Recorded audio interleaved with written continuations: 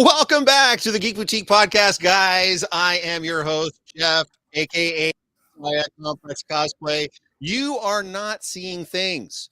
My compadre, my brother in arms, mi amigo, JS Belanger is not here this week. He is on vacation with the Fam Jam in beautiful, sunny Magog, Quebec. But I know it is just me now, but I am being joined by two fantastic guys that we have never had, somehow weirdly have never had on the podcast before. TikTok famous guy, Ira, is going to be joining us today. Ira is a local cosplayer. He's got some amazing cosplays. I met him as Black Mask, but I'm sure we're going to talk about that amongst others. Ira, how you doing today? Absolutely. Ducky, thank you very much, Jeff. Ducky, lovely, nice. So this must be one of the oldest podcasts we've ever had. And also joining us is our friend Kareem from Kareem Dreams. You can see that Kareem's Dreams, you can see that on the bottom there. He has been a featured panelist both at New York Comic Con and San Diego Comic Con, as we have found out today. Kareem, he's brought the receipts. He's got them there. Kareem, how you doing today, brother? So good. Curious to know what Ducky means, though. I think it's a really old term. You've never seen DuckTales? The 1980s Saturday? Yeah. Launchpad McQuack. There you go. See. Okay. How are you doing? I'm doing just Ducky. Even I think it predates. You think it started then? Is that what? Maybe you're right. Maybe you're right. I don't know. Guys, it is the 99th episode. We missed last week. We are going to miss next week as well, just so you guys know, because we're trying to get everything lined up for the 100th episode that is going to be on August 10th. We will have all 5 of the main members of the Geeks and Company on that particular episode. That's why we're kind of doing this weird, like 1 week on, 1 week off thing. Once we're back up to episode 100 and beyond, we won't be doing the every other week thing. We'll be back to weekly, 7 o'clock at Thursday, 7 o'clock live every week, just like you guys are used to. Today, we are going to be talking about diversity and inclusivity and equality in the cosplay world. We are doing this specifically today, talking about culturally. If you guys want to start, I am some schmuck cis white guy from Canada, suburban Canada, southwestern Ontario. So I know nothing experientially when it comes to any of this. That's why I wanted to bring you guys on, because I didn't want to try to run my mouth about something I have no idea about. So if you guys wouldn't mind, take as much time as you want, give us cultural backgrounds and why you guys agreed to be part of this podcast and what it means to you. So Ira, why don't we start with you? Thank you. Sure. Well, hey everyone, Ira Timothy, and for a quick shameless little promo push, that Native Guy 79 on TikTok. If you want to join me for some great cultural teachings, sacred awareness, indigenous issues, and mixed in with the odd dad joke now and then, and some fun little voiceover. You will not see me dance because I am too fat and out of shape, but I'm trying to work on that, so you can look forward to some jigging later on. Some real nice that right there. Yes, I know Jeff is shaking his head, but he's the one that has to be subject to that when I see him at a convention. But anyway, just to get into a little bit about diversity and inclusivity in cosplaying, is that, well, when I first got into cosplaying, I was like trying to find, let's see, what do I do? What do I want to be? And I'm a little ashamed to say I specifically wanted a mask because I wanted to hide who I was. I know right now you shouldn't be doing that, but at the time when I first started out, there was that kind of mentality of going on, is that you have to be, if you're playing this role, you have to be white. If you're playing this role, you have to be Asian. If you're playing this role, you have to be yada, yada, yada.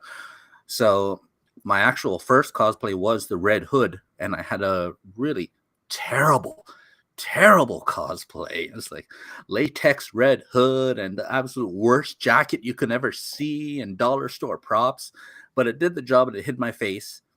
And later on, I realized, wait a minute, why am I hiding myself? It's like, I should just embrace the fact that I'm inside a fan culture community that embraces their love for the show. It doesn't have to be about 100% accuracy, despite what some people believe and the way they go about, but that's their side right there. To me, cosplaying, all inclusive. It doesn't matter if you're Black, Asian, Jeff, African, Japanese, or Jeff. The important thing is you want to express your love for something, your admiration for something, and by all means, you should just embrace that. So, a quick rundown of how I got into it right there. So I'm going to take it right here, and I'm going to throw it. Got it. Kareem, you got it, brother. Give us your take. What is cosplay for you? Why did you want to be part of this discussion? Sure thing. All right. First off, thank you, Jeff, Ira. It's so great to be chatting with you both. And kind of similar to your story, when I started cosplaying, I had to hide it, not just my face, but also I didn't even tell my friends back then. I cosplayed a long time ago, like in the 90s, kind of dating myself. Before the other gender even showed up at conventions, it was mostly just old dudes. And men. Yeah. And obviously I welcome everybody, but back then it wasn't cool yet. And I cosplayed as Robin because I admire Batman so much that he's like a sacred symbol at the time. So I figured, no one can personify Batman. I'll just be Robin. And I was like, wait, but I'm brown and I have a mustache. Like, how's this going to work? And I got through it. It was fine. And then I ended up in the commercial for Fan Expo because I did the cosplay masquerade and I was spinning nunchucks around and like doing some martial arts because I love martial arts. And then my friends saw me in the commercial. I'm still trying to like dig up the tapes. I'm not going to be able to find them. We'll get our crack research team on that, Kareem. Don't worry. We'll see if we can dig that up. This is before the internet, before it's like VHS tape days. This is the 90s. And my friends were like, hey, dude, like we saw you in a Fan Expo commercial. I was like, oh, secret's out. I'm a nerd. And it was accepted slowly. And the acceptance has just grown and grown and grown. You know, there's ups and downs. But because there's people like you, Jeff, are just trying to create dialogue and coexisting openly, honestly, with the right intentions, like the world is so diverse. It's getting increasingly diverse in so many ways, and real life, fantasy, like they mix a lot in our minds. You know, we're always living in either the past or the future, just fantasizing about things. And cosplay is kind of where real life and fantasy converge in a really artistic, explosive way. So, cosplay I think, is a really powerful kind of social tool that we were playing with in new ways, like podcasts and social media didn't exist like 10 years ago. I don't know, but so it's really exciting. That's my little intro for now. No, that's cool because and you guys both touched on this, so I want to get your thoughts and opinions on this. Because one of the first things I wanted to talk to you guys about is how do you guys go about picking your cosplays? Because Ira, you gave us a bit of a hint when you guys started, and same with you, Kareem, where you had some doubts about sort of culturally matching whatever character it is. So do you find yourself even still to this day trying to emulate people that you want to celebrate, someone that is of your culture in a cosplay way? Or is it more like, I'm a fan of this, I'm a fan of that particular, like what goes through you guys' minds when it comes time to actually pick a new cosplay? What speaks to you the loudest and motivates you to get into a cosplay? I'm going to throw this down to Kareem first with Sure. a small footnote on there that these days for me, it's not about cultural identity, but more who I personally align with. And it's like the old time masquerade. I mean, back in Venice, you had the masquerades, and you're actually supposed to wear something that reflects you and reflects something that your character. And so that's why some people dressed up as clowns, because they felt they were funny. And at the midnight, everyone took their masks off. So, oh wow, that's you. And so it's a bit of a mystery right there that I can see kind of mixes in with this one right there. So I'll add a bit more onto that, but I'm going to throw it right down there to Kareem. I'm just going to polish off this ball. And Nice. All right. A great question, Jeff. I love talking about the things we love. So I'd say two things. Usually it's just one, but now it's two. I want to relate to the character. That's it. That's really basically it. Do I see a part of me in the character? Does the character resonate with me? Do I identify with this character? And the second factor is I approach it with some cultural sensitivity, which is why there are some characters that I heavily identify with, but I won't cosplay. And I'm sure we'll get into that. Absolutely, for sure we will. Yeah, for sure. Yep. So Just to give a little preview of the things that I do like to cosplay, one big one is this guy right here, Aquaman. It was a big moment for me to see Jason Momoa cast as Aquaman because he's brown, he's got long hair and a beard, and usually characters that are brown and bearded are the bad guys. We've come leaps and bounds since maybe 2015 when Bodhi Rook, Riz Ahmed, was cast as Bodhi Rook in Rogue One, amazing Star Wars movie. Riz Ahmed himself still faces racism at the airports. Riz Ahmed himself is a huge advocate for peace and justice in the world, and he was denied entry to the United States. In 2019, Star Wars Celebration Chicago, I was hoping to meet him, and he wasn't allowed on the plane. The plane had magazines with his face on it, but he himself was not allowed on the plane because Islamophobia is a big deal. More on that later. We'll get on it. We'll touch on it for sure.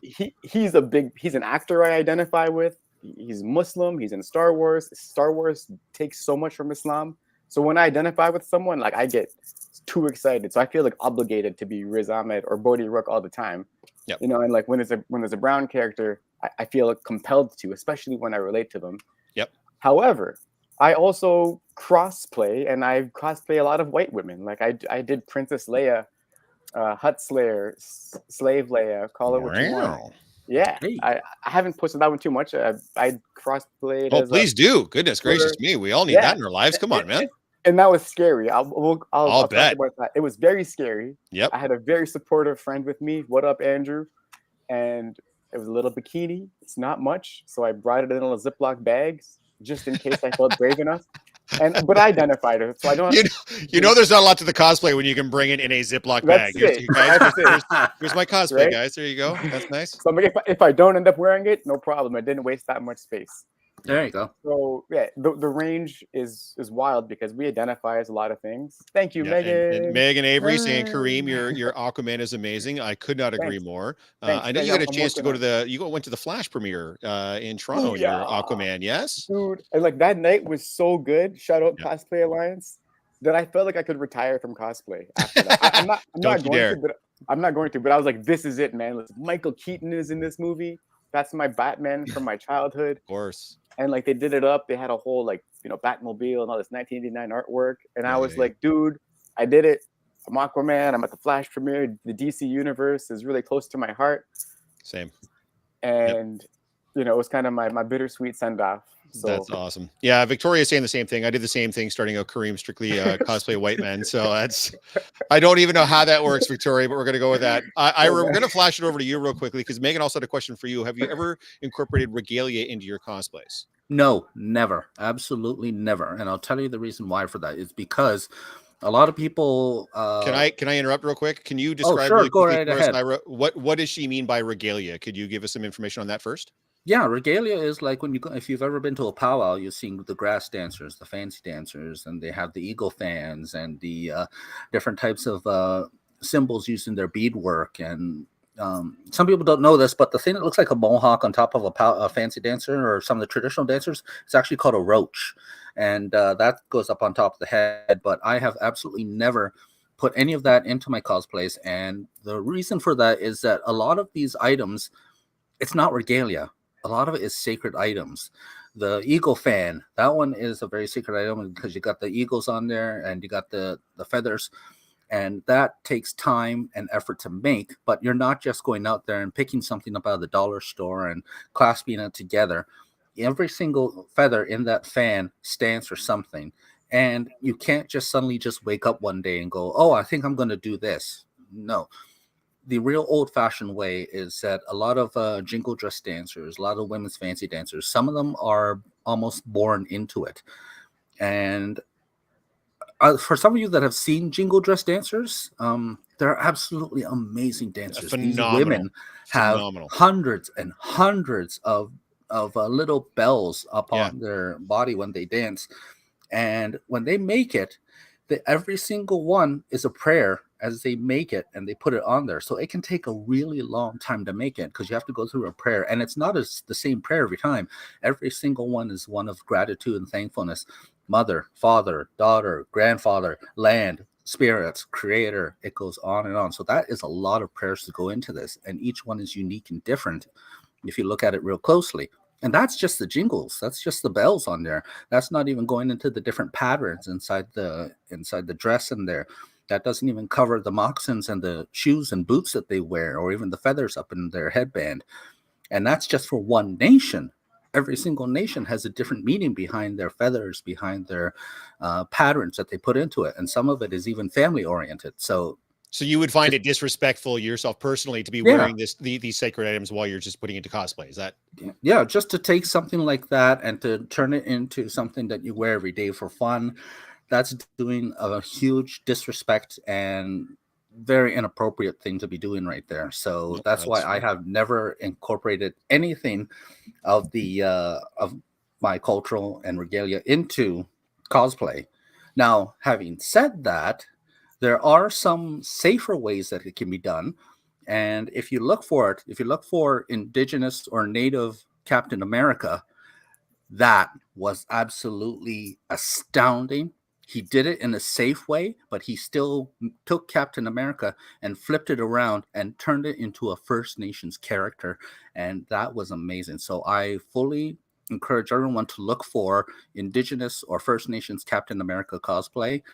That was amazingly done. And it's a great example of how to do it safely and still in a culturally sensitive way. So just going to real quick. Hello, everyone. JS and Jen here watching from Magog, Quebec. Ira, unpack that a little bit for me, if you don't mind. You're saying in a safe way, as someone that's not Indigenous myself, like when you're saying in a safe way, how would somebody know to go about that in a safe way without being disrespectful? What is a resource someone like yourself that they could turn to make sure that they're not being disrespectful and something like this? Because cultural appropriation is something we're going to talk about, because I think it's something that we need to talk about when it comes to cultural diversity.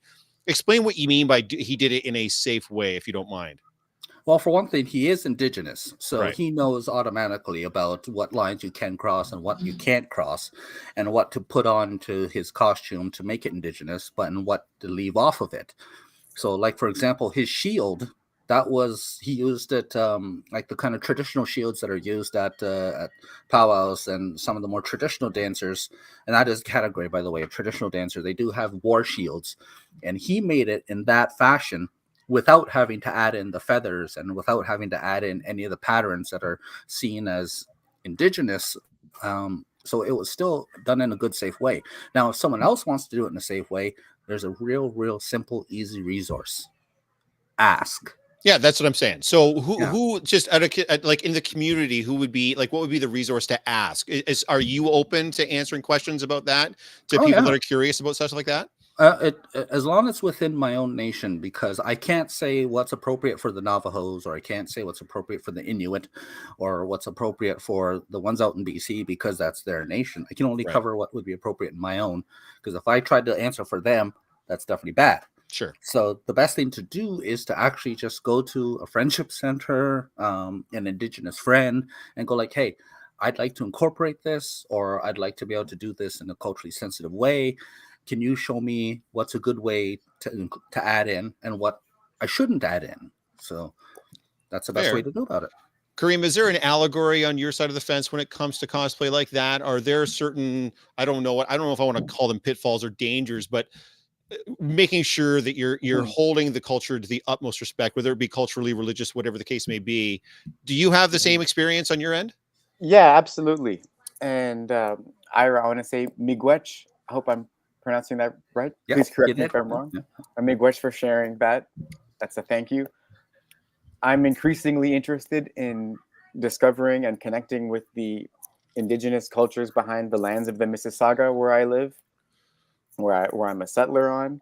And to come back to your question, Jeff, cultural sensitivity, yes, there are certain cosplays that I won't do myself, and I'll come back to those. Was your question more about like in terms of what I might find inappropriate? More along the lines, it's sort of like more along the line, like taking off on what Ira was saying. If we sort of unpack that a little bit from your side of things, is there something? Yeah, you can take it any way you want. Sure, Go wherever way you want with it. Like I'm cool. open to your interpretation. So all right. Well, before I begin, then I want to say that I'm always just want to promote peaceful dialogue, and harmony between all peoples. We're all human. We're all gonna make mistakes, and I want to lead with kindness and compassion, because when I make a mistake, that's how I'm gonna want to be received. So, openness, kindness, and obviously reflection, because we know we're not perfect. So we can't just say, okay, I messed up, I'm not perfect, and move on. We've got to do the work. And if we work together, the world is so beautiful. And now my personal background is a lot to unpack. So I am Canadian in the sense that I was born in the land of Toronto. People ask me where I'm from all the time. And it's such a long answer. I used to grow up saying I'm African because that's where my parents are from. That's probably not what you guessed. My parents are from the Swahili coast of East Africa, beautiful country of Tanzania. My grandparents, my great-grandparents are also from Tanzania. So that's 3 generations of Swahili, East African, Tanzanian family. Prior to that, my ancestors, that's great-great-grandparents, were from India, in Gujarat, in Kutch. Kutch is a province that has now been absorbed into Gujarat. So I'm an African Indian or East African Indian. So I'm finding this fascinating. So did they? So 4 generations ago, they migrated to Tanzania? Colonization. Of course, India. What am I thinking? Obviously, yes. Okay. British Empire. Absolutely. 400 years of oppression. Yeah, for sure. Yeah. Awful. Oh man, I love unpacking that. I'm still unpacking that. It's a lot to unpack. It's a lot to unpack. Yes. Yeah. We could do There's whole podcast about. I was just gonna say, I'm an ignorant white guy, and even I know some about the colonization and the oppression of India for the British for 400 years. So and not like India and Africa. And Africa, yeah. Well, I mean, the British. Yeah, I mean, British. Did you know the most celebrated holiday in the world is Independence Day from the British? It's literally the most celebrated holiday in the world. So and yet the British monarchy still gets all the praise at the same time. Ridiculous. So what does that tell us? So 3 generations in Tanzania, but you're obviously your parents migrated to Canada at some point for you to be born here. Correct. Gotcha. Correct. Okay. Yeah. Okay. Yeah, and it was right after independence. Right. And just like the British left India in shambles, they divide and conquer. They partitioned India into 2, India and Pakistan, because they know that if we're united, they can't mess with us anymore. Can I swear? Absolutely. They can't F-bomb with us if we're united. You can so swear, we got to get united, people. And just like they divided India, they divided Africa into all these fake borders, deliberately putting people against each other.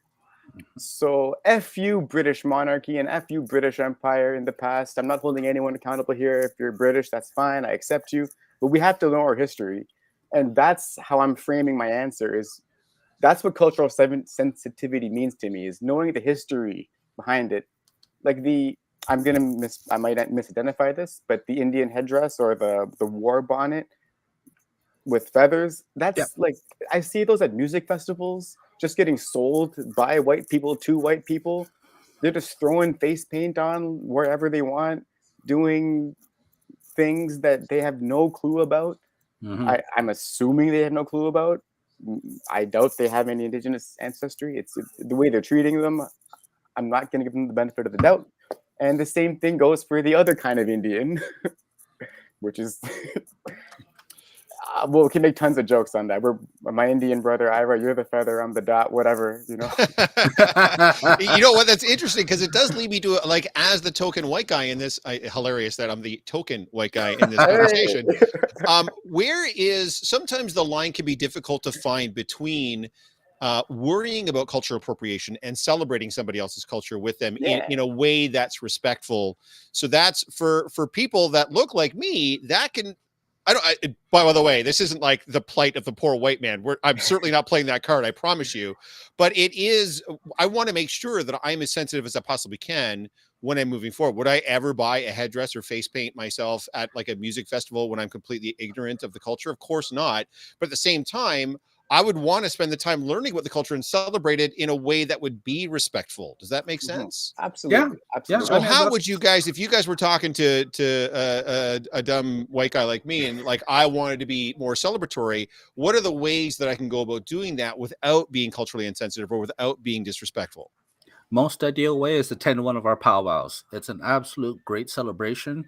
Fantastic place to learn. It has a huge gathering of those that are knowledgeable about it. We have traditional people, we have elders, we have MCs that knows every single thing about the dance. You got the dancers themselves, and you got little tiny kids that are about 5 years old, the tiny tots that even them, they can really do a great dance out there. You've got food, you've got vendors that can teach you and tell you about, this is what the dream catcher means, this is why we wear chokers. And once again, I gotta say about the food. Oh my god, the food. Oh, yeah. Okay, Kareem, I personally invite you to my powwow, to my communities, and you got to try what is known as an Indian taco. It is this great big flat brown fry bread, and then on top of that, it's heaped a meat sauce. And that meat sauce is comprised of so much beans and garlic and onions and deliciousness, and it's good and hot. And on top of that fry bread, shredded melted cheese, diced tomatoes, shredded lettuce, and poetry. Hot sauce with sour cream all up there on. I love Indigenous fry, but you're making the channel hungry here, Ira. You're killing us all here. That's it. I'm creating business. Come on down and check out check that over there. But no, back to the topic. Powwows is the most ideal place where you can go to be able to learn about it and safely ask about it. Everybody's welcome. Some people think maybe you have to be Indigenous to go there. No, you don't. Anybody is welcome to come there and learn. See, I'm learning stuff now because I had no idea I could just go to a powwow. Like no one's ever told me that I can just show up and ask questions and learn about the culture. So that's awesome. If you don't mind, throw me a link or something the next time there's going to be one locally in the area, Ira. I would love to come out and learn more about Happy to do it. Sure. Absolutely. Kareem, what about you? As far as accessing the culture goes from someone like me, how can I go about doing that and still remain respectful? Sure. I will answer that. But I gotta just riff off Ira for a bit. No, go, man. Shout outs to Reservation Dogs. I don't know if you've heard of that show. It comes out next week. The next season's coming out. So I gotta plug Reservation Dogs. Yeah. If anyone wants, very good show. So if someone doesn't have access to a powwow yet, I think that show is a great entrance point because you can just put it on from your house. You could watch it right after this. Seasons 1 to 3 are on Disney Plus, I think, or FX. And there's a rap song about greasy fried bread, greasy fried bread. But it's so catchy. Keith is saying over here too. He was at a powwow at the Sky Dome several years ago. It was an amazing experience. Yeah. Oh awesome. My God, there's so much fun. There's a group in Mississauga called the Indigenous Network, and they host events in Riverwood, and they're amazing. They're super friendly. Canada Day, July 1st, to me isn't really about celebrating the British Commonwealth anymore. I wear my orange T-shirts. I've got like 10 of them. I wear them basically from June to September. And I didn't put it on today, but I did this card instead. That's okay. But there's so much pride and interest and curiosity and welcoming. Of course, it's not just for Indigenous people. This is something that the Indigenous people that I have met are incredibly welcoming, so friendly, and the food and the music. If you're too shy, eat some food. Food always brings people together. So I'm envious of the current, I'm using the word carefully, I'm envious for the experience of people that I've seen. I have not seen the hardships that are going through this. There's obviously, we're far from equity. And I'm going to come back. Like I said, I'll come back and answer your question now, Jeff, because I'm everywhere. That's why we're here talking, man. Yeah. We got half an hour still. We got lots of time. Don't worry about the time. We got all kinds. Excellent.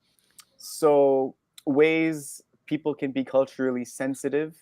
So first I'll identify my culture because I can't speak for any culture other than my own. And frankly, I can't speak for anyone but myself. Yep.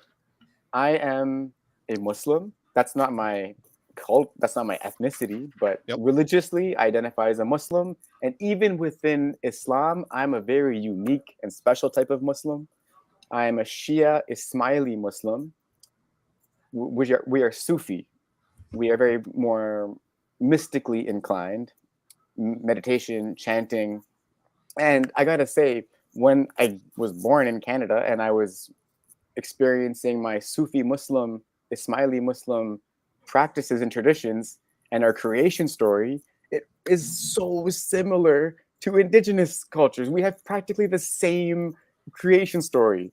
And we sing and we dance and we worship nature. We see divine in nature.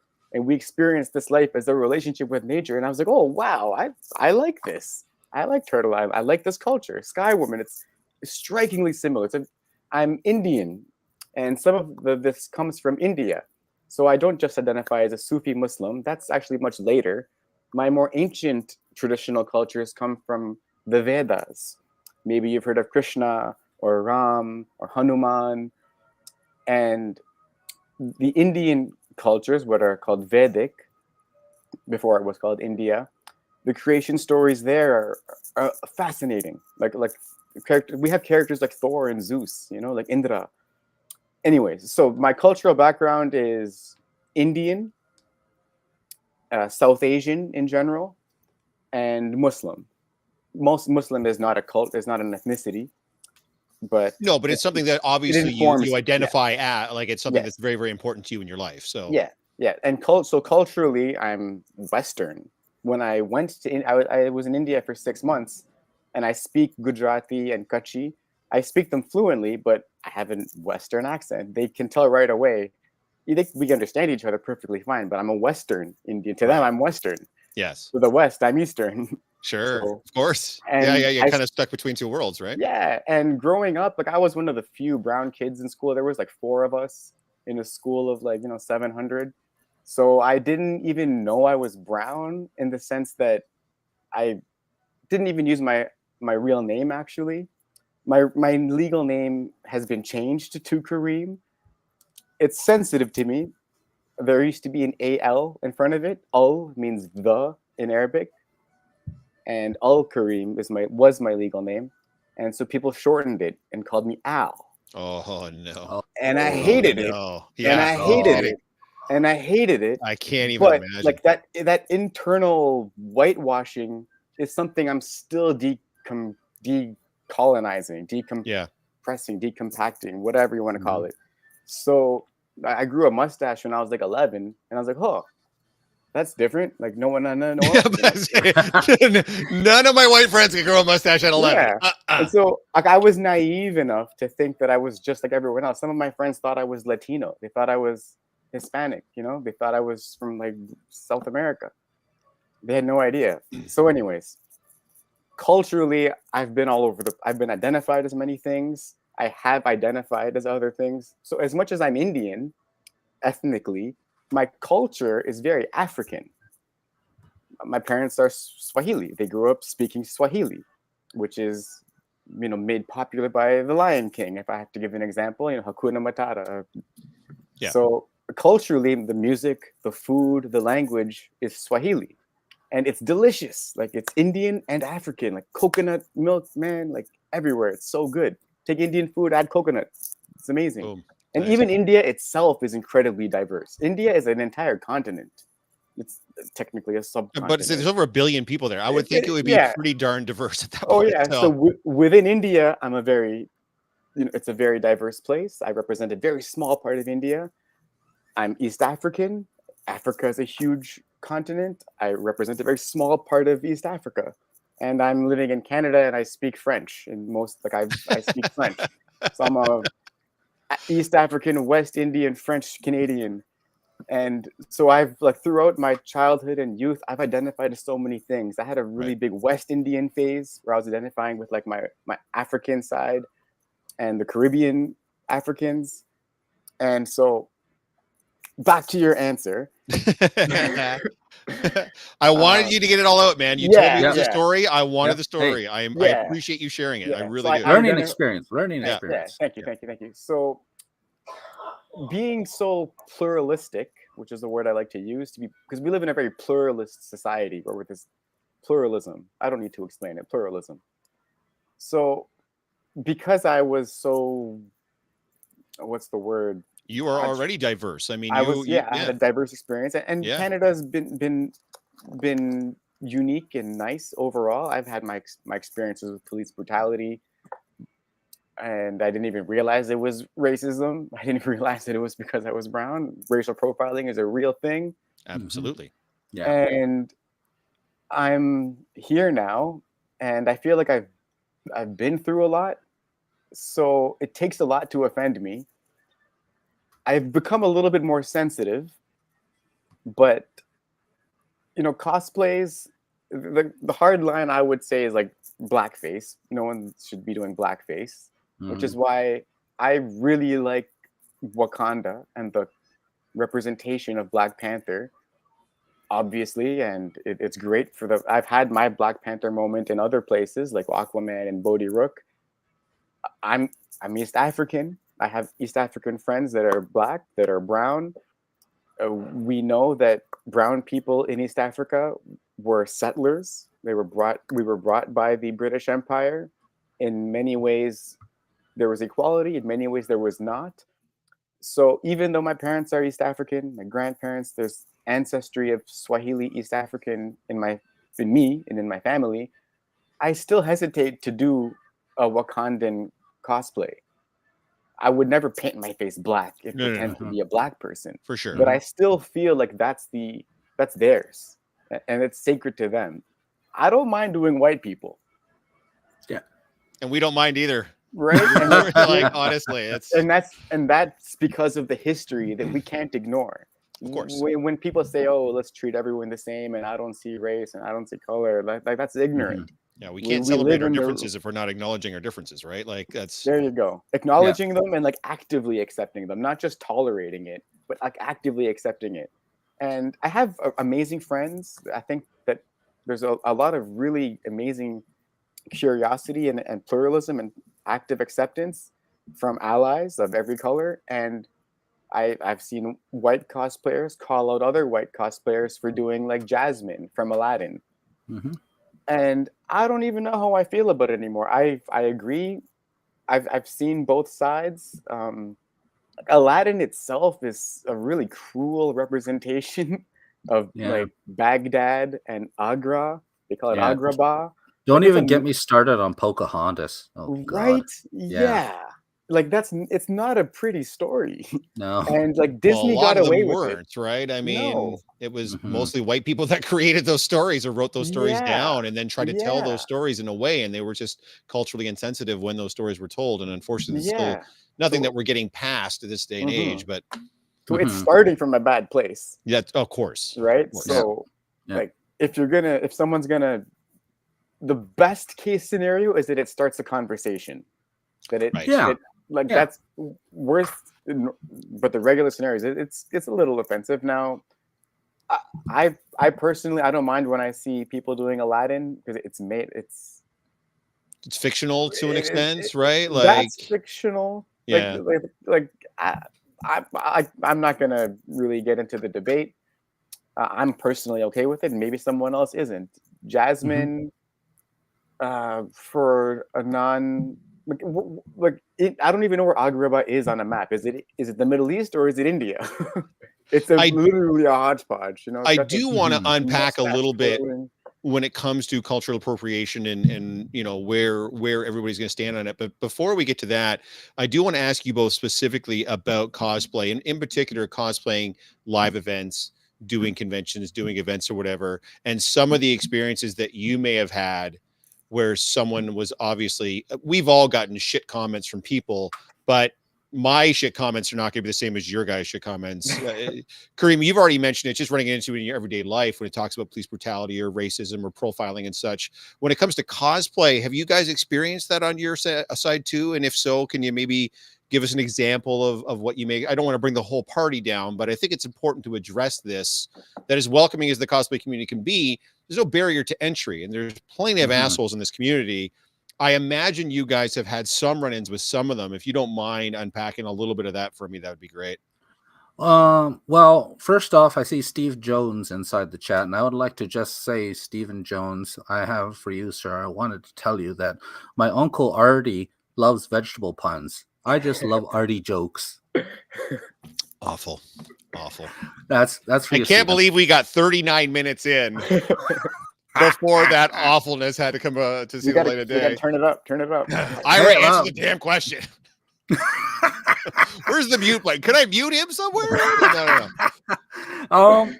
So honestly, this part, I honestly not sure about when it comes to because I cosplay as the Black Mask, and I absolutely love the Black Mask. I love doing that one, and I'm gonna. Oh, before I show a picture of the Black Mask, I also cosplay as this. Yeah, you got me on that one, by the way. I had no idea that was you. Whoa. Yeah, I had Loki, a no idea that was you. Venice style Lady Loki masquerade, and the reason why I did that one is because I wanted to create a cosplay where absolutely nobody could tell that I was a guy underneath that dress. Right. And I wanted to actually investigate to see if what it's like as a female cosplayer to face the sexism, to face the ones with the, I don't know the better term for it, but ones with the busy hands that No, try to and reach trust out. me, we are going to do an episode focusing Yeah. on female cosplayers and their struggles in the community as well. Yeah. But I'm just wondering, culturally wise, you've been lucky enough that you haven't experienced a lot of negativity in the cosplays that you've done, Ira? Luckily, yes. I have had one instance, but it wasn't about Indigenous. As I said, I cosplay as the Black Mask, and if I can bring it up here real quick while I try and find it. For those of you who don't know who the Black Mask is, sorry, I'm fighting off a summer cold. Interestingly enough, every single time I cosplay as Black Mask at Fan Expo, I do get, lack of a better term, again, Black people always come up to me and shake my hand and go, "Dude, I love Black Mask. I love your outfit right there." And I'm like, thanks. So I don't know if there's a culture thing or not. I don't think they understand that Black Mask is actually, I think, Italian underneath. Sure right is. there. Yeah. But here is BM right there. Yep, Ooh, that's a nice suit. Yep. Oh, that is custom made right there, my friend, Yeah, right there. lovely. Oh, yeah. And me cosplaying with the Black Spider-Man and a Black Batman. Yep. It was just an amazing picture all around. I love that Nice. one right there. Yeah, for sure. So, but that's the only instance right there. The only other one I've had was, I wasn't in cosplay, but I was asked an awkward question from a girl that was cosplaying Pocahontas. And she actually came up to me, and I can't believe to this day that she actually looked at me.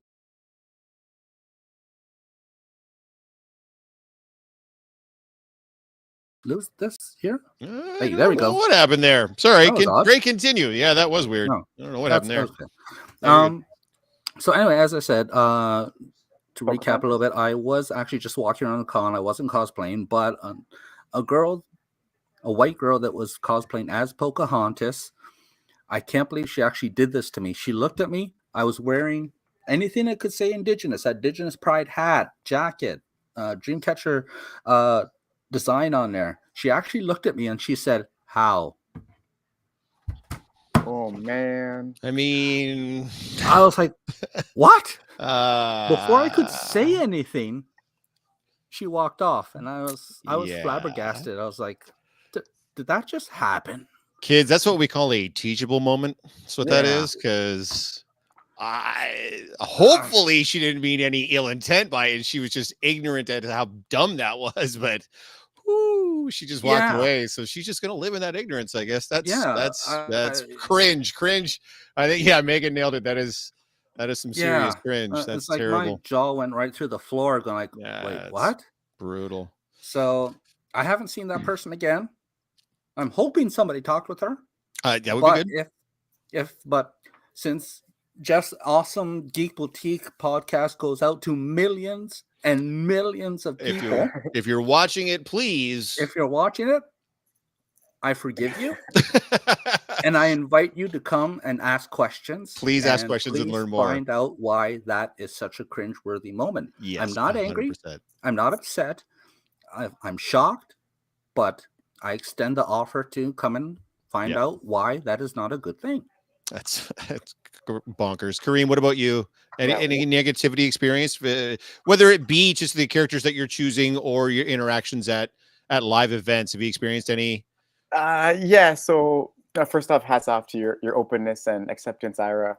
That's what we got to be, and that's what the airport security is not always. My experiences usually start at the airports. Specifically, if I'm going to the U.S., then You're never not stopped, right? come I mean, on, is man. there? Yeah, there's It doesn't never. help if I've been stopped before I was cosplaying. I have brown Right. friends. I've had family members get some really depraved things. If I told you what they did, you'd be like, go sue somebody. Yeah. And like that's why there's certain cosplay props I can't bring to the airport. I'm not comfortable carrying a fake gun. I've I had a super soaker once as a kid, and I got beat up by an undercover cop. Long story short, it was a neon green super soaker. Come on, Damn. right? Anyways, so like Bodhi Rook has pipes and backpack stuff. I'm not bringing that to an airport, right? I don't need that kind of stress. So, like, So there's like you a have to tailor what you're going to do based course, on how of you're going to be getting there. course. And That's then I awful. see white people just walking down the street with fake guns, and I'm scared Fake because I'm guns, like, dude. If the States are walking around with real guns, what do you mean dude, fake like, guns? right? Like, they Awful. look real, so it's like I don't know if that's a cop or a fake cop or a Yeah, SWAT who or a knows? white supremacist. Or and Yeah, I'm like, look at the balls on that guy. Like, I don't really carry weapons. If I do, it's a lightsaber.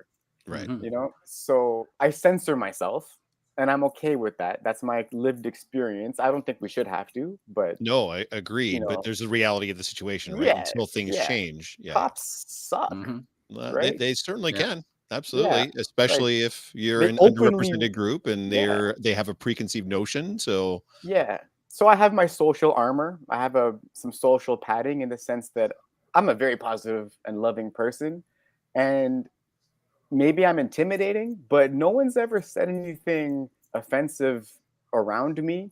Maybe I didn't hear it. Maybe I'm a little naive. I am very optimistic and realistic. And if I've ever had a bad experience, it's been at the airport or online. And like online, people can say whatever they want. It doesn't really bug me. well, the keyboard And warriors, yeah. yeah, so like that's fine. It still stings. But here's kind of how I play with that is, and I'm a punk rocker at heart. I don't give two f's about society's expectations of me, and then that's where my privilege is going to start speaking. I like pushing the boundaries.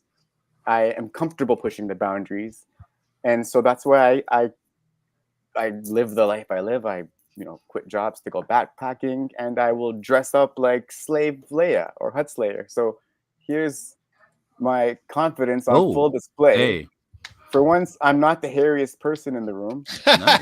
Hey, there we go. As a body hair guy, brother, I get it. I feel it. I feel you. Right? So Damn, I good wore for it. you. Yeah, there was a really I've only done it once. Once was great. Very welcoming crowd at Star Wars Celebration. Here, let me get a screenshot of that just because I Yeah, want to hold know. on, Kareem. You got to be sending that to us, brother, because There you go, that's okay. fantastic. There you go. Nice. There Good, we good, good. It's on my Instagram Is it somewhere. getting hot in here? Yes. Hey, I got a lot of weird looks. there's lot a of reason why I'm curious- called a native red hot. Easy now, easy. I was called like the hair. There was like some little children who like just were like looking at me and be like, "What are you?" Like, Yeah, what's going on right now? what is this? They're like, "Mom, like, why is Princess Leia hairy?" Like, and like she kept like coming up to me asking questions, and then going back to her mom, and like she was going like back and forth, back and Oh, forth. nice. It was That's good. adorable. Yeah, yeah, yeah. And then Good. and I was like, I'm Princess Leia, but like from another universe. And then she came back at the end, and she's like, I've decided you're from the hairy universe. Like, so it wasn't You're even like, about I'll gender. take it.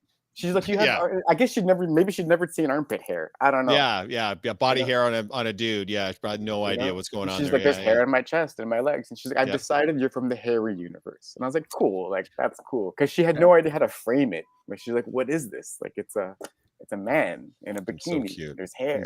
That's so cute. That's so cute. So no overt, outright negativity for you guys at con. So hopefully that means, at least from the live cosplay community, we're either getting better or we're getting to a place where we can be more welcoming. We understand that there's a certain level of diversity.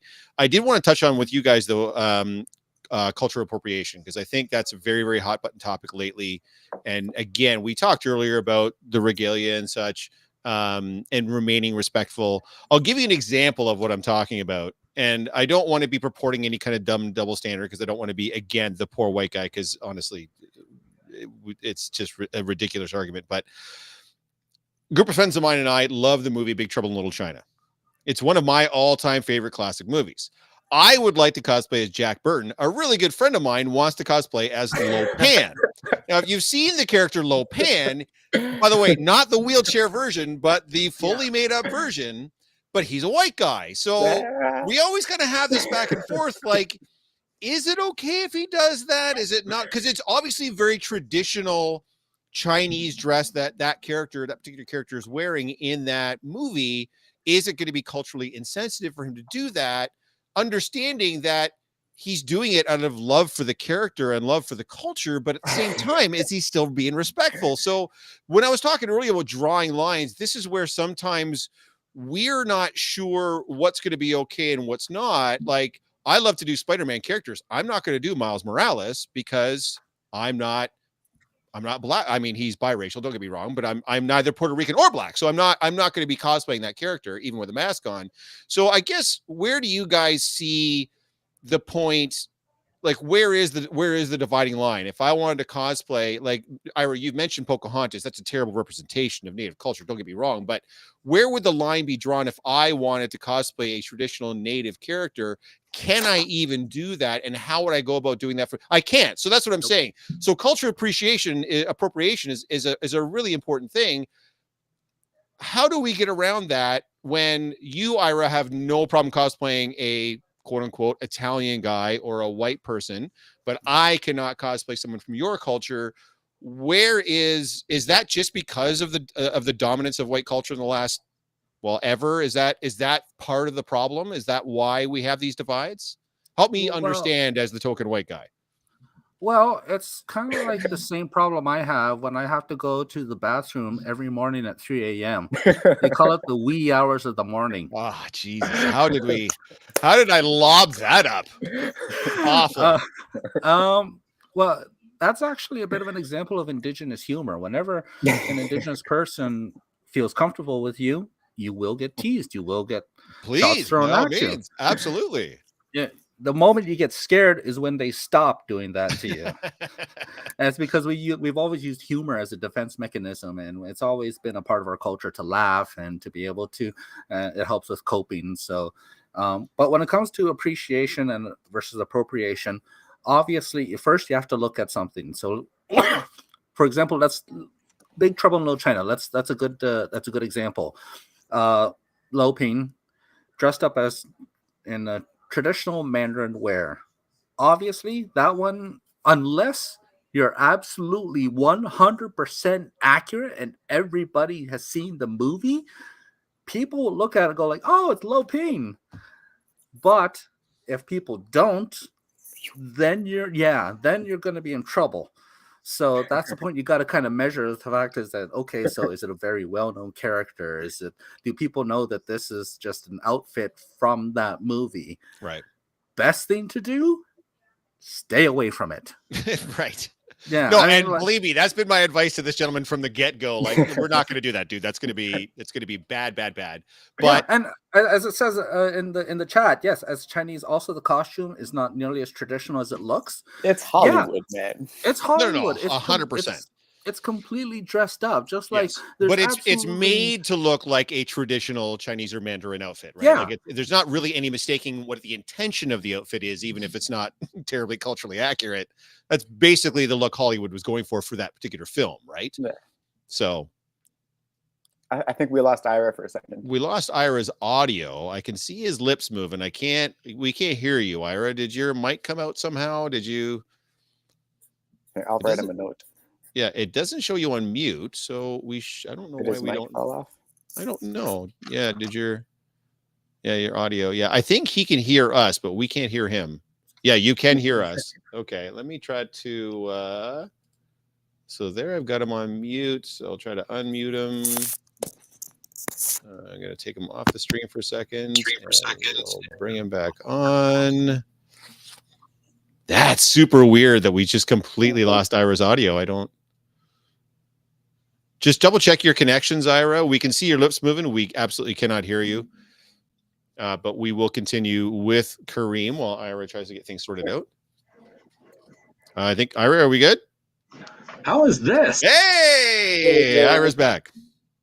It's almost as bad as no, I won't do that. As I was saying, so yeah, so as one of our chat people have said, as a Chinese, also the costume is not nearly as traditional as it looks.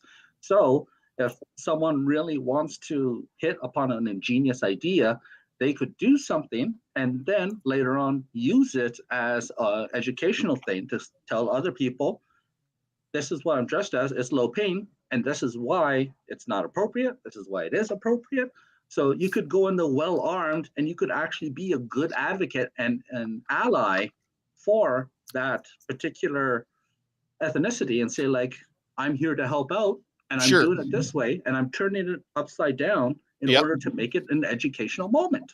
No, but as soon as I said like I can't do Indigenous Captain America, tell me why that would be a line that I'm crossing, even if I'm trying to do it in some kind of a respectful way. Why is that just like, you can't do that, dude? I'm so sorry. Well, again, one of the reasons I touched on earlier is that because a lot of the symbols and a lot of the regalia is, well, again, I don't like saying regalia, but for lack of a better term, some of the symbols and some of the things used on there is sacred items that should not be touched or handled by someone that's not meant to have them. So that's why I said that the person that did it in an ingenious way where he's not using anything that would be considered sacred or ceremonial. And instead it could be used as a good teaching moment. And so what you could do the same thing, just make sure that you stay away from certain symbols, patterns, items, and then you could say, I'm paying homage to it and I'm doing it by this way. So to me, it's a good teachable moment. But it's a very fine line to walk. And to me, if you want to just not create the drama, let's just stay away from it. If it sounds like I'm asking because I want to do any of this, I absolutely don't. I'm seeking understanding, and I want to have the conversation for people that are watching as well. Why cultural appropriation is such a sensitive, hot button topic, for the very reasons that you're giving, Ira. Kareem, do me a favor, weigh in on this. Sure. Where do you stand on this as someone that has portrayed characters from different cultures throughout? What does cultural appropriation versus appreciation mean to you? Yeah. I got to make a quick pun. Doing that cosplay of Lo Ping would be big trouble in lots of cons. All right. And you're out dad joking, Ira. That's pretty great. Oh, that's a challenge now. Nice. And you know, I think recently there was some talk of a reboot. There was with Dwayne Johnson, weirdly enough. Yeah. And they mentioned, like, I don't know if it was Kurt Russell or one of the producers, and even some of the actors came forward and said that we're in a much more culturally sensitive time now. Yes. Like the representations, even in Shang-Chi, of the villain, I'm forgetting his name. It was Tony Leung's character. Anyways, the Ten Rings. Sure. Like he was the Mandarin, right? Mandarin, yeah. And it's like a total Fu Manchu. Like it's so 100%. Stereotypical. It's by ignorant white people for ignorant white people. And 100%. Ignorant because they're just saying, oh, what's the East? Like it's such basic. And a very stereotypical racist representation for sure. Yeah. So cultural appropriation to me is just that. It's using, trinkets or little bits and pieces and making it fashionable and trendy. Now I'm a yogi, and I love yoga. And I was a yoga teacher for a while, and I had to unpack a lot of baggage to be a brown person of Indian background in a yoga studio with mostly white people. Like if you think of a yoga teacher, you probably think of a skinny white woman right now. Of course. Skinny white women have taken over, let's say, colonized the yoga industry. 100%. Right? So that's a good example of cultural appropriation when there's bindis on people's forehead or using henna as just fashionable. Like these are sacred elements of real cultures. It's not a fashionable trend that just exists for your weekend. Like temporary henna is the epitome of cultural appropriation because it's just temporary, like temporary henna, and like it's popular. People put it on. They don't know what it means.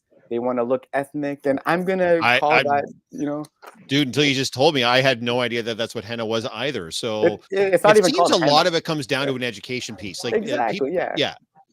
So like it's good conversation starters. I'm on the brighter side of things. I don't go after people, but because I'm very culturally and I'm trying to be mature about it. I understand and I pick my battles. In the cosplay world, I don't want to go looking for trouble.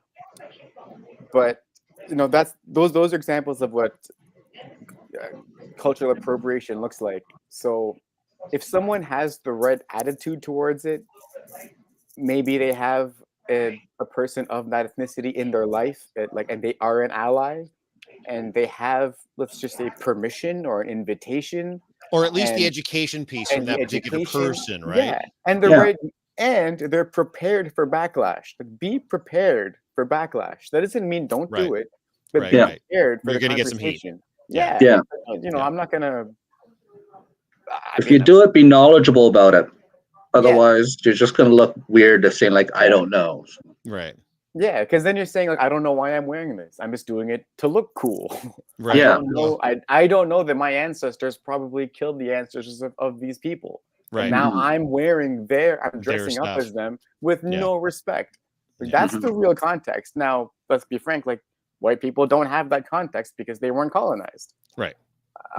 So which is why I'm here asking the questions. Yeah, and hats off to you. Yeah. So it's basically just having the right attitude, and it's like crossing the road. If you're unsure, then don't.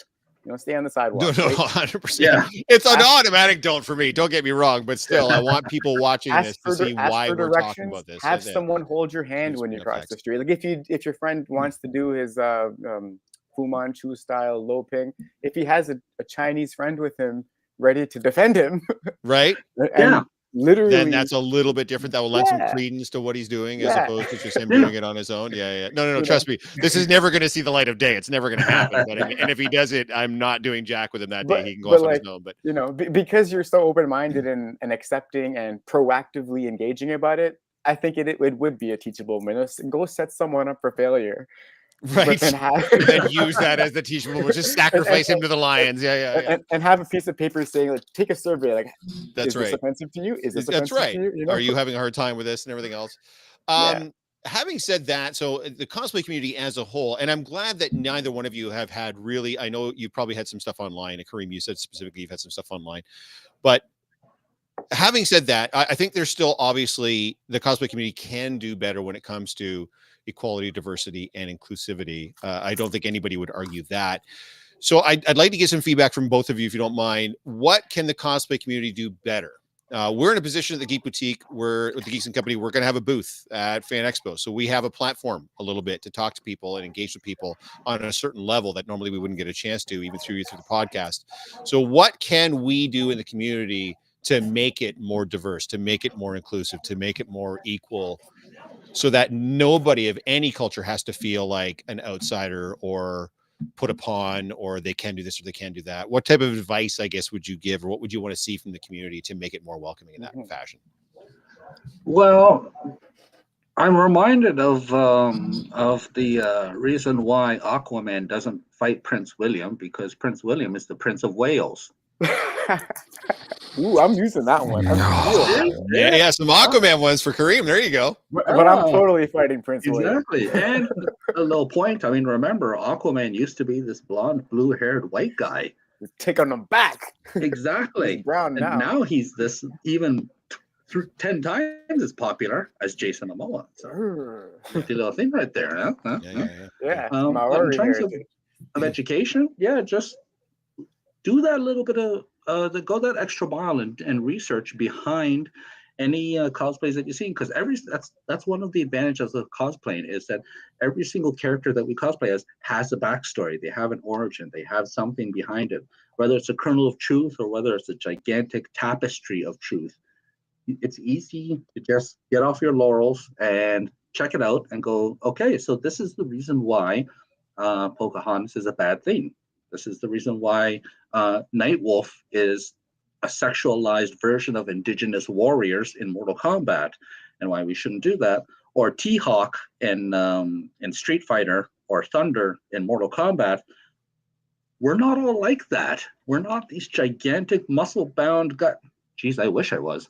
We're not all these gigantic muscle-bound stoic guys they'll tear your face off. No, a lot of Indigenous guys we're pretty cool. We're happy to hang out. We're happy to teach, and we're happy to tell. But again, because of the colonizing and the fetishizing and the mainstream media look about it, they think that we're nothing but these stoic, badass people that just would rather slap you across the face rather than talk with you. It's completely wrong. So just talk with us. Just come out and say like, hey, I want to understand about the reason why Nighthawk holds this tomahawk. What's the reason for that one? It's just things like that. And it's a good way to get started right there, to just say you want to know. And it's a good way to do it without sounding patronizing, without trying to sound like you're catering to somebody. And often the simplest way is the best way. Yeah. Fair. Kareem, what do you think? How can we make the community more diverse, more welcoming, more equal across? You're already doing it. You made an effort to reach out to people of color. So promote cosplayers of color, promote people of color, ask them questions. And when I say single them out, I'm not saying ignore white people, but it's just make the effort to be inclusive. That's what inclusive means. It's reaching your arms out and pulling someone in. So being inclusive, and also expanding the meaning of diversity. It's not just cultural or ethnic or religious or linguistic. It's also physical. It can be neural, different types of neurodivergent. Neurodivergent. There's my word. Yep. So, at body types, it's like conventions are long. Our feet get tired.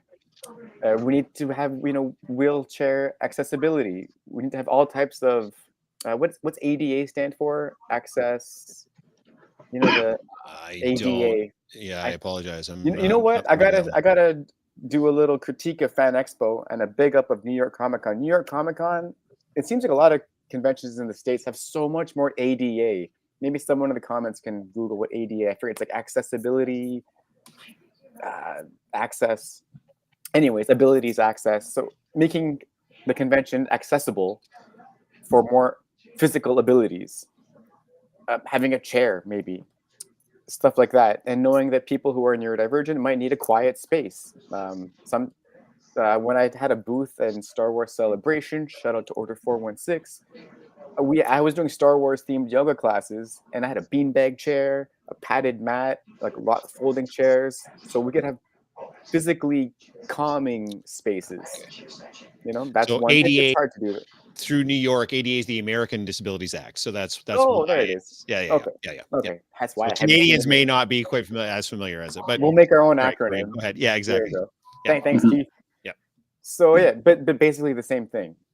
Recognizing physical diversities, neurodivergent diversities, and also financial disabilities. And life is expensive, so just recognizing we're all at different levels of debt or whatnot, and we all want to make it accessible and friendly.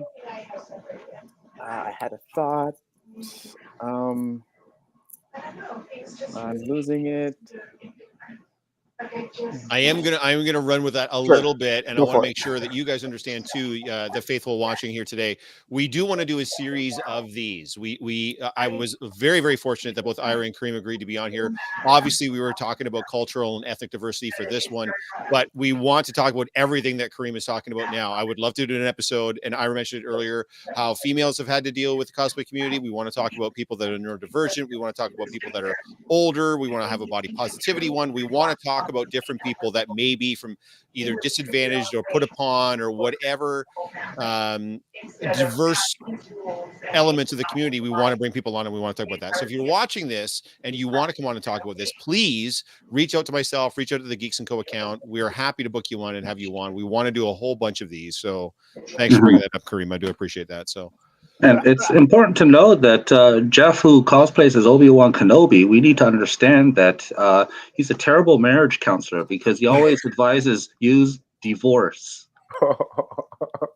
Awful. It's just awful. Awful. Awful. If y'all wondered why I haven't had Ira on the podcast until now, This is why. This is why right here. He was divorced. Terrible. As a couple of guys that are in the community, everybody knows you guys, everybody loves you guys. Every time I see you guys at a con, I immediately have to go over and talk to you and let you know the work that you're doing is wonderful and stuff. There's going to be people who are watching this that are aspiring cosplayers, and some of them are going to be like you guys from diverse backgrounds. So, and they may be like hesitant to join the community. Do you have, we're probably going to close out with this thought, do you have some advice for some younger or even older, it doesn't matter, I guess, aspiring cosplayers of diverse backgrounds that maybe want to get involved with the community? What advice would you give them right off the bat? Ira, what advice would you give to a person that's maybe another Indigenous person that wants to get involved in the cosplay community? What advice would you give them coming in? Actually, a very interesting story on that is that when I held the first in DigiCon in Oneida, the purpose behind that was because I wanted to bring in artists and cosplayers and writers and people to be able to talk with the youth that would come there, because we have so many Indigenous youth that want to do that, that want to cosplay, that want to write, they want to be artists, they want to be able to make their own comics, but they don't know how to get from step A to step C. So I provided a step B so that they'd be able to talk with these people to find out, how do I do it? How do I become a writer? What can I do to it? And to tie that in, when we held our cosplay contest, this one girl, when she first came to DigiCon, she was like, "Oh my God, this is amazing!" She saw some amazing cosplayers there. She immediately told her mom, "I have to go home." Her mom took her home. She put together from scratch her own Sailor Mercury cosplay, using only the clothes in her closet. Wow, nice. Came back to Indigicon and got first place in the cosplay contest. Awesome. That, I will always remember that memory forever. And that was all because she talked with some cosplayers, said, "What can I do? How can I get this? How can I make something like that?" And it was being able to just talk to them and say, and being able to find out that here's somebody else that has the same passion as me, has the know-how how to do it, and can share it with me. So, as I said before, with everything else, don't be afraid to ask. Jeff does an absolutely fantastic comedian, and Spider-Man and Negan and all of your stuff, I really enjoy. And it's because of that inspired me to go from a black suit, black mask to go like, you know what, I can go a step further in that right there. Jeff did, so why can't I? Thanks, man. So, I appreciate that. And it's true. I mean, so that's why I went from the normal black suit to the custom tailor-made white suit. That's and I've had a lot of people go like, that is like 100% accurate for the video game and the TV series. I'm like, yeah, sweet, right there. Yeah. So, thanks, man. That's that means a lot. I appreciate that. I really do. Kareem, what about you? Advice for some aspiring people from diverse backgrounds? You yourself are from a pretty diverse background. What would you say to a young person wanting to come into that's maybe a little bit hesitant about getting into cosplay? Just jump, and the net shall appear. Just do it. And for everyone else, be the net. Let's help. Let's accept people. And I think one thing, we can do is talk about how hard it still is for us. We still struggle with things. We can be jacked and still insecure about our body types. There's a million problems. It's never easy. It's always fun. It should always be fun. Make sure that we're doing this for fun. So it should bring us joy, and do what brings you joy. Share your joy. Talk about how we come to joy. Joy is kind of the fruition of labor, and it's labor until it's joy. So recognize that. It's whether you're a newbie or through and through-bie, it's labor intensive, sometimes more than it needs to be, but it should always be joyful. So do what brings you joy. And if it's not cosplay, do something else. But we're alive in this world to be joyful and artistic and colorful, and the world needs passion. The world needs people to be their colorful, happy, excited selves, and cosplay is just one way to do it. And cosplay is just so cool because you can incorporate music and obviously costuming and your body, and like so many different types of art expressions can converge in cosplay. So do them all. Be as artistic and try things, fail, try new things. What does failure even mean? So Just steps to try success, everything, right? right? So I think it's failure is not trying, in my opinion. Yeah. And don't be afraid to go ahead and join the masses. If there's somebody doing 20 Batman or someone or the girls are all doing Harley Quinn, go right ahead. It doesn't mean you have to be different. You can join right in, because remember, this whole community is coming together to join into something that they love, something they love about that Harley, and they're showing that by cosplaying as that person. So if you want to be different, go ahead and be different. You want to follow the crowd, you can go ahead and follow the crowd, because we're all united in our love for this culture.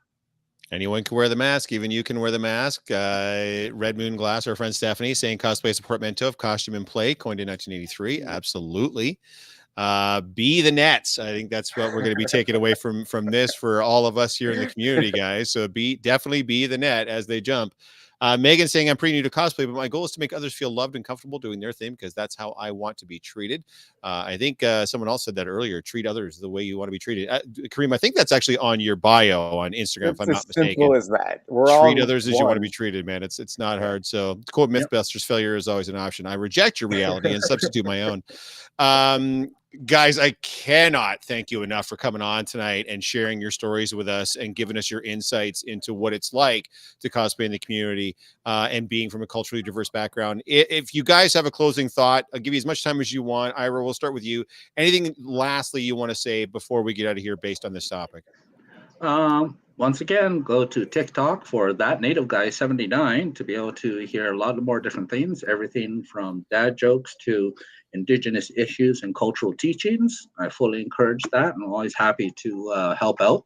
I guess the only other thing I can think of is that when it comes to cosplaying, my own personal thing, I always love cosplaying as villains. I love playing as the bad guys. We have so many good heroes, and they're great, but villains always look more badass. I mean, come on. Look at that white suit and black mask. It's pretty pimp. It's pretty pimp, not gonna lie. It's awesome right there. So I love playing as villains, heroes. They're cool. I like yous, but come on. There you go. Julie Friedrich's giving you a shout out there. Indigenous Weirdo Rocks. Absolutely, for sure. Awesome. And I guess the only other thing is that because you dress as Negan, or Jeff. Oh boy. So what did did you hear about the tailor who wound up becoming a zombie? No, I didn't. Ira, please tell me about it. It was a fitting end. Kareem, save me from this, man. Give me your final thoughts here. Something you want to leave us with.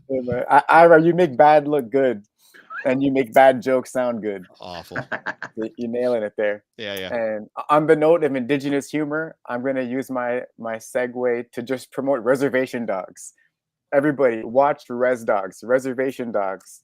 It's so funny. And it's at times so serious, so relevant, so poignant, but they use that Indigenous humor to help you wash it down. It's so good. Season 4 starts next week, I think, but start season 1 to 3. They're short episodes. They're great. Kay Devry Jacobs, one of the stars, she was almost Rey in Star Wars sequels, Force Awakens. She was pretty close to getting cast as Rey. So we almost had an Indigenous woman in one of the biggest roles. So I'm a big fan of that. Yeah, I mean, it could possibly be a 99% assurity that somebody has contacts with Reservation Dogs who's going to be putting on IndigiCon in 2024. I was just going to ask you. So I am going to get you guys to plug your stuff here before we head out and anything you've got coming up. So obviously you've got IndigiCon coming up. Ira, do you guys have a date set yet, or we just know that it's going to be next year? We were hoping we're actually hoping to kind of do a two birds with one stone thing and have it on Father's Day, because we can have so many fathers bring their kids and have a great time. Yep. And these days it's the cool thing for the dads to be the nerds. So we're hoping for June 19th. No guarantee yet, but we're definitely looking for 2024. Okay. And we're also looking at another certain individual who I actually had the great time meeting last year at London Comic Con, and he said he would do it. So Dakota? make sure you're going to Hey! enjoy. Dakota Beavers. Oh man, he That- was in Prey. That dude made me question my sexuality. I'm not gonna lie. That is a beautiful human. When you see him up close, you're just like, what? Oh yeah. I don't know what genetics lined up to make you that beautiful of a human, but my goodness gracious. Oh yeah. I met him at the London Comic Con, asked for his contact info. I told him what to do. He's all in for it. So Awesome. don't be surprised if he may actually show up. That'd be great. I can continue my man crush there when I see him. Kareem, do you have anything coming up, or where can we see you next? Sure. Yeah, I'll be at VonCon, and then I'll be at Fan Expo. VonCon's got a fun little like 90s music dance party. Oh, nice. And I usually don't buy cosplays. I just because I'm cheap and cosplays are expensive. But I caved and I bought the Pavitra Prabhakar Indian Spider-Man. Yes. How could I resist? It just came in the mail and I just opened it like 5 minutes ago. Dope. Oh my god, like that Spider-Man, the Indian Spider-Man, so good. Hats off. So it's so good. And he also like calls out colonialism in a nice, humorous way. 100%. I have to learn how to use humor a little bit better to help, swallow reality. Right. So I love having that character out there. Pavitra Prabhakar. A good way to start is dad jokes. Yeah. Spider-Man India. By the way, guys, if you've not seen Across the Spider-Verse, Spider-Man India is who we're referring to. He's got a great role in the film. He has his own dedicated Spider-Verse comic as well that you can read all about him. The look is a little bit different. They tweaked him a little bit for the film, but I still thought they were very respectful. I thought it looked great, and I thought the character was amazing in the film of a great film in the first place. So, guys, you know us. You're going to see us at Fan Expo for sure. You're also going to see us. We'll have a booth at London Comic Con. That's in September. I want to say the 16th and 17th or 17th, 18th. I'm not too sure. And we'll also have a booth at the Northern Collective, the Windsor Fan Experience. That's going to be at the end of September. I believe that's the September 29th, 30th, and October 1st. We'll have a booth there too. So pretty much every couple of weeks, leading from FanX to London to the Windsor Fan Experience, we'll have a booth at that. So come on out and have fun and hang out with the geeks. Like I said, I think we're going to be in the North Building for Fan Expo, but watch this space. You'll know as soon as we know exactly where we are and what we'll be doing.